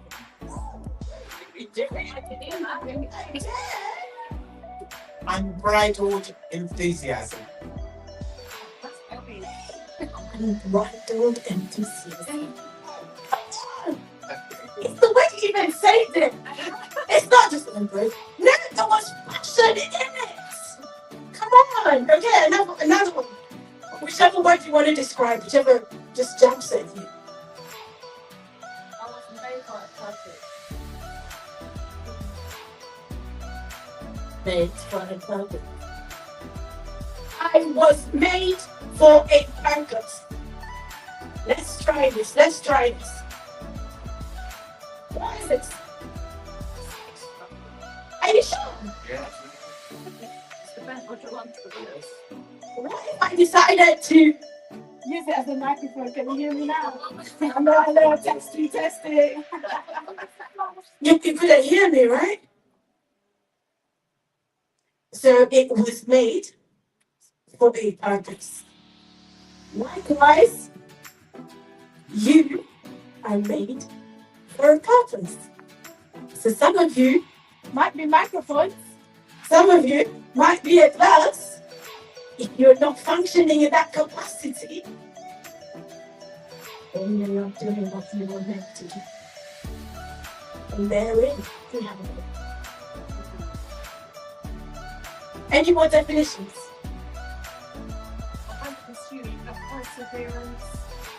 Perseverance. You know? Yeah, I like that. And you just mentioned something like a rest set before you. So I said there was a passion of faith, right? So one of the books that has influenced my life is the Bible. So permit me to throw the Bible in here somewhere. So the Bible talks about Jesus, for the joy that was set before him, he endured. So there was something ahead of him. There was something he was seeing. And because of what he was seeing ahead of him, it wasn't what was happening right now. It was something that he was seeing ahead of him, the joy that was set before him. What was he able to do? He was able to walk the walk. He was able to endure the pain. He was able to endure the abuse. He was able to endure the shame because he was pursuing. I want you to think about yourself. You can stand up, so I'm going to get to her. I need to be careful. Let passion be your power behind your purpose. Let passion be your power behind you. She's just throwing it easy there. Let passion be your power behind your purpose.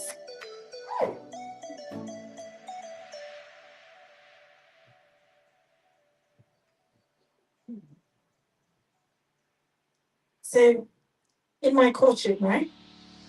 One of the things we learn is we need to be comfortable with silence. Because silence allows time for reflection. So actually, if you see me being silent, don't get uncomfortable. Just look within. Just look within. Because let me put it to you that I might be here speaking to you. Actually, there's a whole conversation going on in you.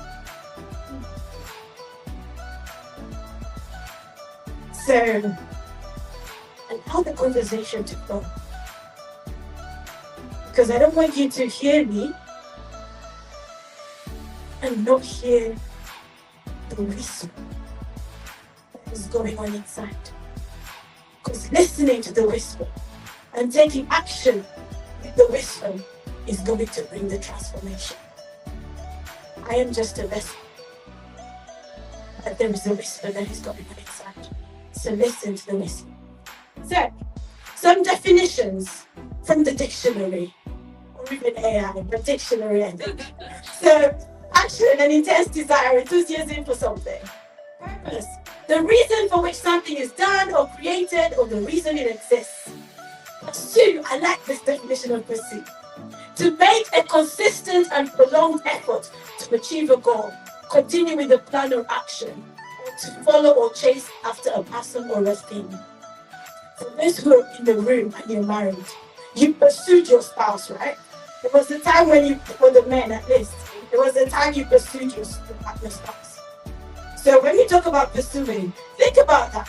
Think about some of the things you had to say yes to, the things you had to say no to, because you were assuming. You had something that you were looking at in front of you, and you wanted that vision to come to pass. Vision without passion is a picture without possibilities. So you can have a vision, but if you've got no fire, if nothing is lighting up on the inside of you, what's the point? What is the point? You've got to have the passion. You've got to have the passion. And you know what? Passion is seen. Passion is heard. Passion is evident. You can't just say, yeah, passion is about it. When was the last time you talked about it? When was the last time you made time for it? When was the last time you got excited about it?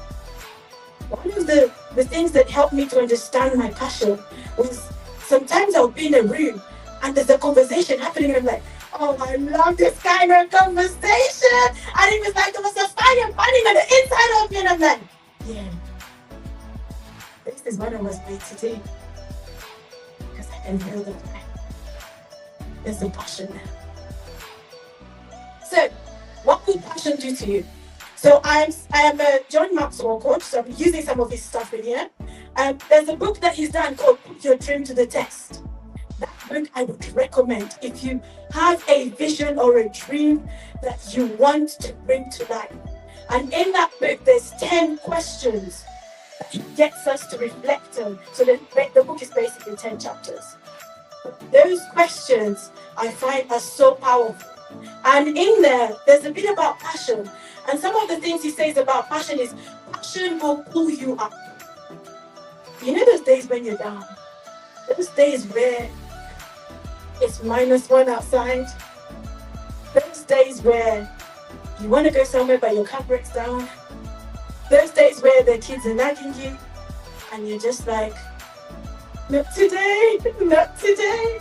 But passion will say, come on, you were made for this. Get up and go. Because there is a passion. It pushes us out. It helps us to think of ideas. When one door closes, guess what? Yeah, the window's opening, the window's opening. But actually, it could just mean that there's another door you need to walk through as well. So it's not the end of the world. It positions us. Because of your passion, you can get a promotion.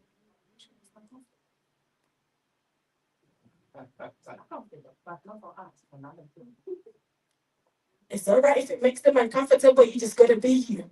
Because when I burn, they feel pain. When I burn, they feel pain. Okay. Right. So it positions you. You can tell the difference between people who are passionate and people who are not passionate. You can walk into a room and you can tell. You can go to a shop and you can see which assistant is going to be passionate or not. It positions you.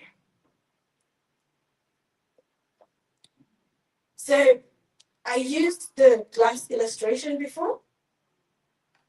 Dr. Miles Monroe, rest in peace, said when purpose is not known, abuse is inevitable.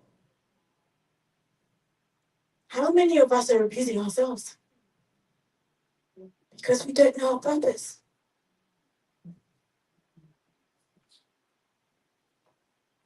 Knowing your purpose will form the basis of your decisions. Because I knew my purpose, there were some decisions I had to make. Yes, I did a degree in electrical engineering, but at some point I realized actually that's not what I want to do. My purpose involves me working with people. I don't want to be stuck in front of a computer. So actually, I changed direction. It affected my decision making. It brings clarity. When you know your purpose, when you know that this is a glass, you're not going to use it as something else. When you know this is the reason it was made, you'll not use it for something else. Because it'll probably break. It won't function at its highest capacity. You won't be tapping into its potential. That's what will happen.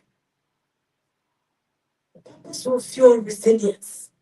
And this links into passion again.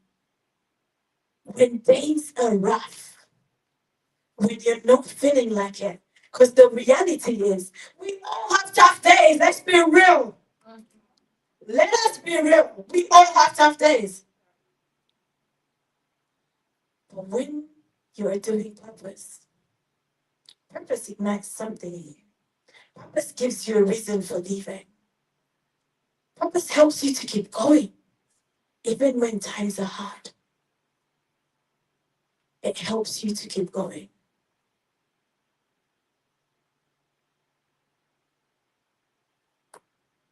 Amen. My days, it's my time. Right. I'm going to hurry up. Give me like 2 minutes, right? So, Bishop Jakes, another one of my favorites. If you can't figure out your purpose, figure out your passion, for your passion will lead you right into your purpose. So, what are the things you're passionate about? One of the things I knew about myself is that I'm passionate about leadership. So, when there's an opportunity for leadership, I'm like, yeah, I'm in the room, I'm available. I want to serve. I'm passionate about serving. So I put myself forward for serving opportunities. Passion. And that's how I discovered my purpose.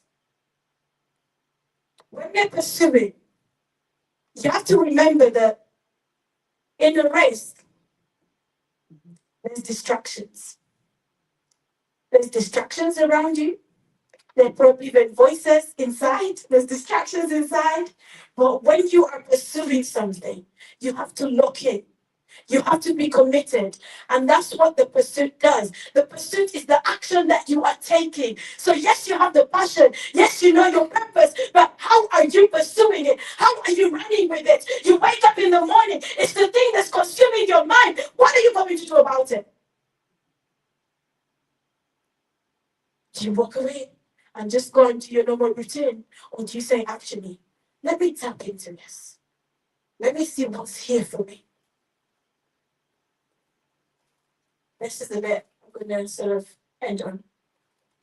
So, if we can find our passion and our purpose and we're pursuing it, we can live life in our sweet spot. I'm not saying that all your problems will fade away, but actually there'll be a joy and a fulfillment on the inside of you. And what will you be creating? You'll be creating legacy. You'll be creating legacy. But something that we can remember, if you want to make impact, if you want to change the world, think of what you're passionate about. Think of your purpose. Pursue that, and you will make impact. You will create influence, and you will have income. It will come. But you have to pursue it. And pursuing is consistent. You don't wake up today, you pursue today, 10 days later, you pursue again. No. It's consistent. And there are phone calls you need to make. And there are people you need to speak to. What do you need to be doing consistently? Because this thing is burning on the inside of you. Because there is fire. So what are you meant to be doing with that?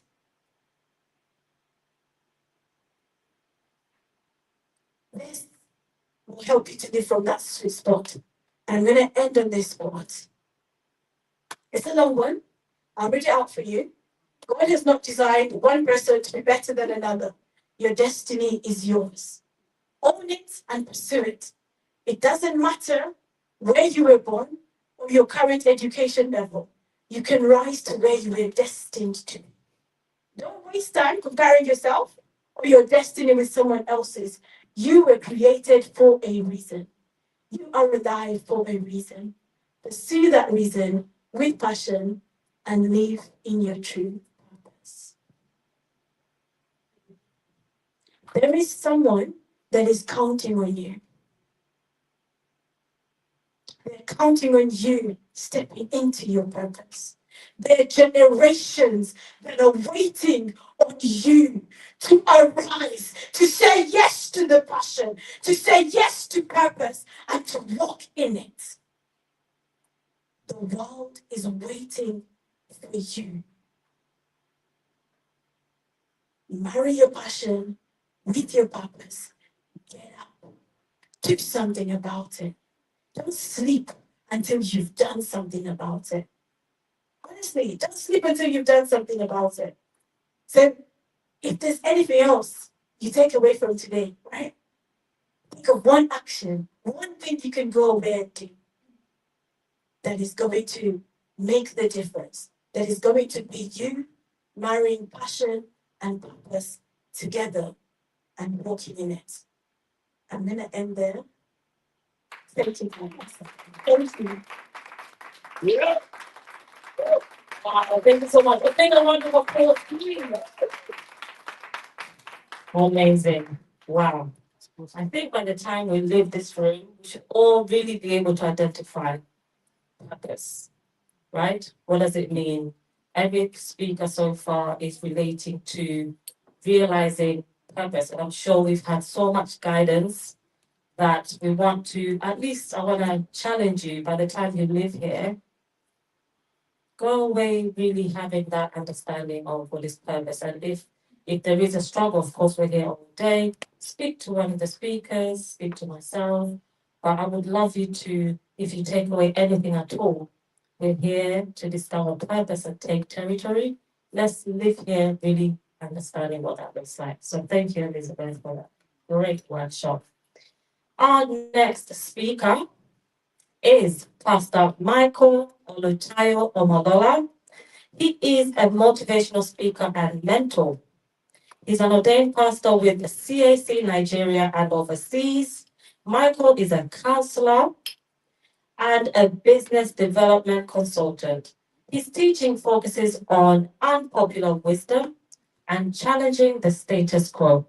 So please put a big round of applause as he comes up and runs his workshop, The Unpopular Wisdom.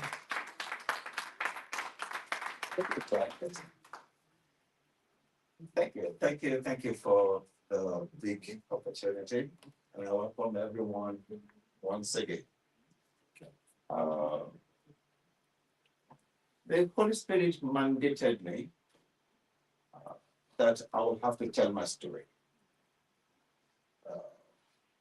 I will tell my story, expose my life, expose my mistakes, expose my errors. It was hard at the time. I have a child outside marriage. She turned 18 this year. Wonderful girl. It's, some experiences happen in life. And then at first, they are terrible pills to swallow. And they bring struggles. You can imagine what a child outside marriage could do to a very young pastor who had only been a pastor. That's always done. And Holy Spirit was dealing with me. Before that, I had a very great start in life. I mean, with God. My great start is not because my parents were rich, because they were not. My great start in life was not because I attended some very good schools, because I did not. My great start in life was not because we had connections. No, we did not. But I was opportuned to be a very good friend of the Bible from age 5, 6, which is very strange. By the time I was 10 years old, I was already criticizing my pastors. By the time I was 12, I wasn't doing everything the pastor said because they were not biblical. By the time I was 15, I already had my path different from the preaching of my church. By the time I was 18, I was labeled arrogant and proud. So when I met my wife, I proposed marriage to my wife when I was 22 and she was 20. I was full of both spiritual knowledge, because I was not just so vast in Bible, I was so vast in my relationship with the Holy Spirit. And I will tell you what that means. That is, when you spend a lot of time meditating and the Holy Spirit begins to tell you things you never heard from any human being, and you begin to hear things you never read from any book. By the time I was 22, I stopped reading commentaries because they couldn't answer my questions. And they couldn't tell me what the Holy Ghost was saying. So I stopped reading commentary. I became commentary. I mean, Bible commentary. Literally. That's literal Bible commentary. That's how far the Holy Ghost can take somebody. So I met my wife, proposed marriage, and she said, I couldn't even think of any reason why I would propose marriage to a lady and she would say no. No. I don't know if you ever met a boy, a young person like that. Why would I propose marriage to you? And you would say no. Why? And she said yes. Because it was the beginning of trouble. Because my fiancée then was one of those who thought I was proud. And she thought she needed to resist my pride. And me, full of wisdom, couldn't see any reason why any human being would not listen to me. So we had a lot of issues. I wasn't sure of what to do. Now, I had treated my fiancée the way I wanted to. I grew up in a culture where wives were treated as properties. By the time I was 10, I already decided my wife will not be family's wife. Yes, sir. She will be my wife. Yes. That was very good. But I was seen as a rebel. Well, anyway, that is the confused choice there. So the voice within me, is it right? The voices and the wisdom of the people outside, is it the right thing? So that's the confused choice there. Which is actually very common because many of us got it right from inside the womb. It is as we mix with people in life that we come across confusion. And I was one of those who came across the wisdom of people, the wisdom from within you, and you give up the wisdom from within you because the wisdom from outside seems louder and more popular.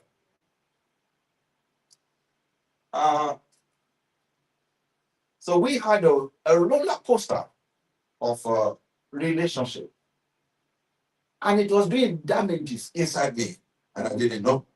I'll tell you why. Because before I met my fiancée, my Bible was my best friend. We had very good time with the Bible, praying. And after I met my fiancée, I began to, all the time I used to have with my Bible, I gave her.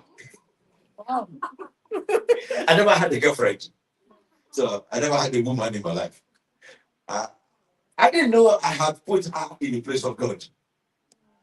I will later know, later in life, that I had put my woman in the place of my creator. You know, so when Sister Elizabeth said earlier on that God is first and Pastor Tunji is second, I said, good girl. Because I had put a human being in the place where God used to be. So I know, practically speaking, and from painful experiences, the cost of putting a person first and then God next is too costly. And that's why I call it unpopular wisdom. Because the counseling books, the marriage seminars I attended, they used to tell us, your wife first, your ministry next, your wife first. And that's what I did. Did I pass that test, that stress test? When, they also told us, if the Holy Spirit chooses your marriage partner, then your marriage will be problem-free. It's a lie. Well, my experience told me it's a lie. The Lord will give you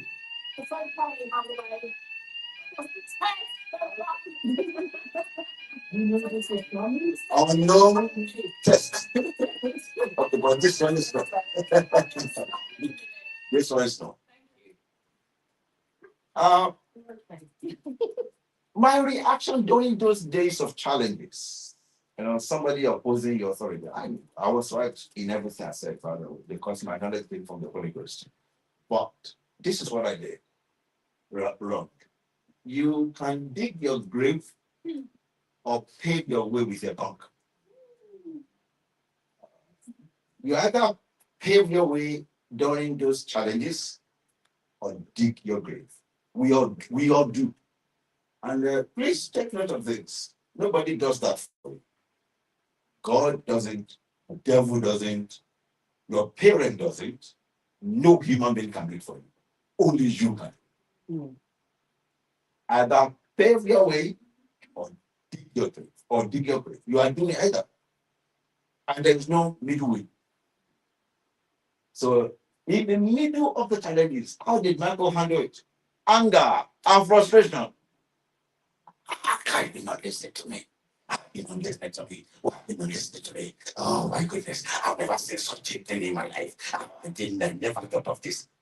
Frustration. And what frustration does is to becloud your reasoning and your judgment. What frustration does is to stop you from moving forward. You can't be frustrated and go forward. It's not possible. Don't put me anywhere. You can't live in frustration and progress. It's impossible. You can't do both. You will have to find your way to bury that frustration. Clear your sight. See forward. I might give, all of us are here. And you can tell from the personal experience that when your mind was filled with frustration, you were stuck in one place. It's not only you, everyone. Even Moses, when he said Moses, he said Moses, wonderful great man. When he was frustrated, that was when he lost the perfection, the completion of his mission. And you don't want to talk about Moses, by the way, because still this planet, this earth will be destroyed or will end. He will remain one of the greatest men that have ever lived, because he accomplished things that no man after him has accomplished, and no man after him will accomplish. So he's a great man. But in the moment of frustration, that guy learned a very terrible lesson. So I didn't learn that early, so I learned it from my personal experience. Okay. So right now you can look into your life and you can help your life, because you are right now, you're either paving your way out, or please stop digging your grave. You can start covering up that grave and paving your way. Actually, you can leave the grave behind and start paving your way there with the mouth, with your tongue. Forget about what anyone is doing. Okay? Because what they do is true, pure truth. I told my wife something before we got married. I told her, I said, the prayer they will pray for us on my wedding day is not what will sustain our marriage. Because I've seen people get married and people just pray for them and they broke up after 6 months or 6 years. So I knew the prayers and what sustains them. It is you that hold your marriage. Okay. So with them up, with the tongue, how you handle it, how you react, how you act, is just completely, it's so powerful. It's probably the most important thing in your life, how you do the things you do. Recovery, consciousness recovery. I began, because in the process of all those marital stuff, I was meeting in church, I closed the church. One day my wife and I were arguing. She said something to me. When I talk, she gets embarrassed. She's not here to do, but she's doing something. But I guess she'll be happy because when I tell her stories, we get with, I don't get embarrassed because we didn't told me how we were in the midst of she said something I told her several times, not to say to me again. And what is the thing? And you go and preach again or something. So she said that to me. She said it before. Leave God out of this. She said it like that. I said, okay, you won't hear me preach again. And I sent it also to every church member and said, there will be no more service until further notice. And that was in 2009. And that was the end of that church. And it was a powerful church, but moving close was moving in that church. But God is merciful. Can somebody say God is merciful? So I began to think, how is my life going? Is it going to go like this? Is it going to end like this? So I started working part-time in the hospital. I was doing all sorts of job. And I was like, oh boy, would your life continue like this? Is this, society just talking about purpose? With all the investment of heaven inside you. And I began, I never stopped speaking to the Holy Spirit, by the way, in the midst of all those stories. Never. I learned never to allow anything to come between me and no matter how bad I'm doing. I don't disconnect from Bible, I don't disconnect from the Holy Spirit. So I began to speak to the Holy Spirit. Okay, my life can't continue. He told me, well, you need to change. I said, no, my wife also needs to change. He said, I'm saying you need to change. I said, it's not fair. That's me speaking. We build relationship, nice relationship with the Holy Spirit. So I told him, I said, I know I have to change, but MB needs to, MB needs to change. I know it. At the point, I said, okay, so if I don't change, what will happen to my destiny? That one had needed no answer. Holy Spirit didn't answer that one. Which means if I didn't change, destiny will perish. No, I said, no. you've done too much. You and I have done, you've invested too much. It's not going to end. And that was the beginning of the consciousness recovery of who I am. The person I am and the person I am. And I began that journey with the Holy Spirit until November 2023, when I said, okay, I give up, I'm back. My wife doesn't need to change. It's me that needs to change. And it's the beginning of that story that has led me here. So it's a great story, ending with a great story. I love Sister Elizabeth's quotation from Hebrews chapter 12. Looking up to Jesus, the author and finisher of faith, who for the sake of the glory set before him, there was something I didn't see that made me give up in the first place. The glory ahead of me, I didn't see it. I was living a life, I had a passion, but I didn't see the purpose. Now, before I came back now, the Holy Spirit made me see something ahead. So right now, I can see different. I can see something in front of me. And you know what? More than ever before, I'm even equipped to accomplish that. Okay, to accomplish it.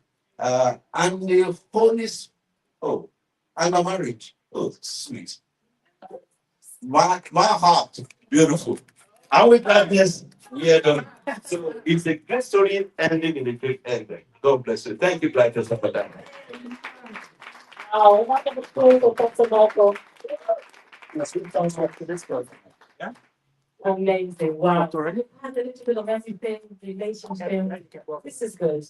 So it is that time that I'm sure some of us have been waiting for, lunch break. I did respond to pay for the So coffee. we'll have a lunch break, 45 minutes. Please let's come back 2 o'clock sharp, because we're going to go into the conference element. Yeah. So that will be from 2 to 4. So we're going to come back and we have lots more to discuss, lots more to do. Before we do that, encouraging again to network. But also I realized I did not even introduce myself. I'm assuming everybody knows who I am. But for the purpose of those of you, and I know that because the wonderful Donette put me on the spot earlier when I said go on network, ask a question. And she just comes to me, so tell me about you. What is your one thing? Huh? And literally I was like, what is she going on about? I said, you gave us an assignment to speak to someone? And then I realized, well, that's true, because I did not even introduce myself. So I'll take a moment to do that before we break. And of course, we're live streaming, so if someone's jumped on and thinking, well, I get what this is about, but who is she? So my name is Gladness Yanquoi. I am the founder of UIG Social Enterprise, Unleash Yourself with Gladness, CIC, based here in Maidstone. And I am a serial entrepreneur. I'm an author of 3 books. Yes, yeah. Actually, this third one launched today, literally. This is the Purpose Queen Planner. So some of the things that, I'm all about personal development. But really, one of the things I realized that's needed for a woman who is trying to build their life or achieve potential is the capacity to actually just have a journal and set your goals intentionally. Because we are busy women, right? Yeah? And we wear so many hats, as we do wonderfully, because we are queens.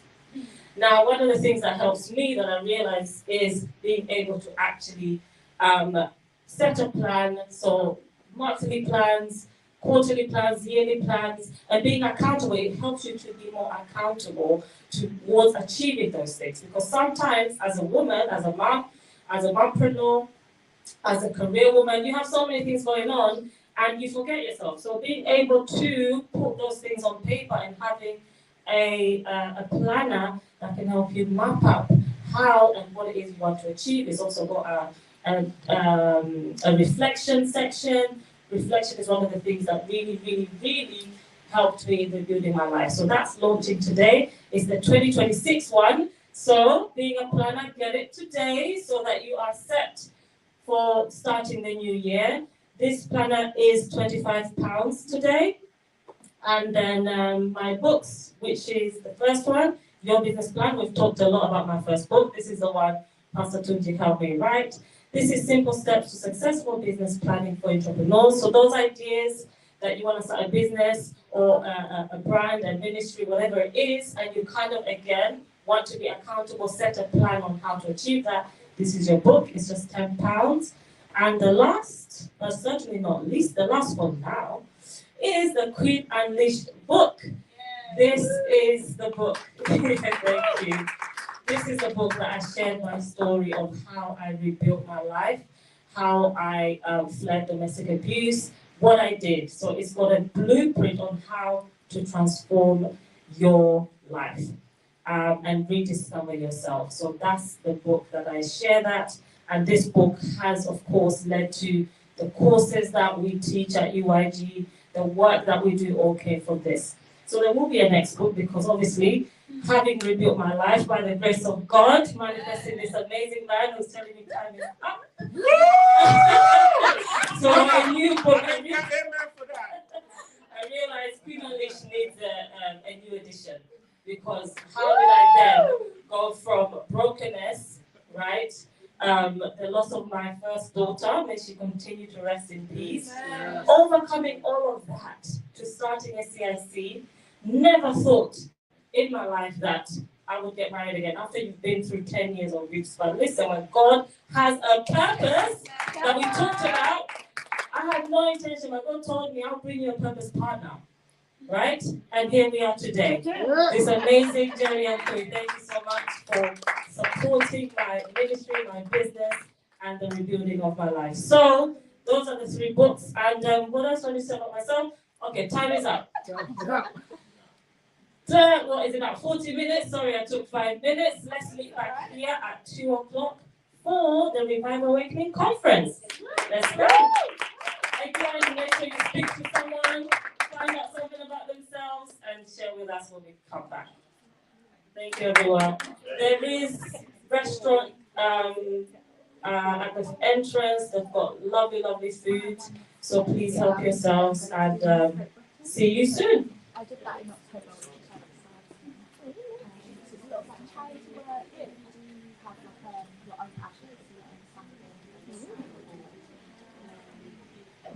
It's a bit of the glam of course as well, the makeup and the hair. Which I guess you enjoy. I do enjoy that as well. But it's mainly the advocacy thing, which is more, I think a lot of people think I'm just modelling and it's not really. It's more about what you stand for and getting involved with your community, fundraising. I did the Race for Life, which I'm a terrible runner, but I was like, I'll do that again. I don't think I'll be doing any marathons anytime soon. But it pushes you out of your comfort zone. I loved your talk. Yeah, it was getting me a bit emotional. And when you were saying feel free to cry, I was like, I think I might. You know what? It's okay. You have that. It's okay to just be free to communicate that out.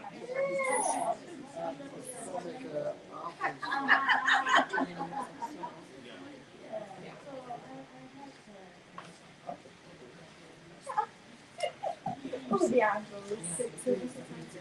This one has great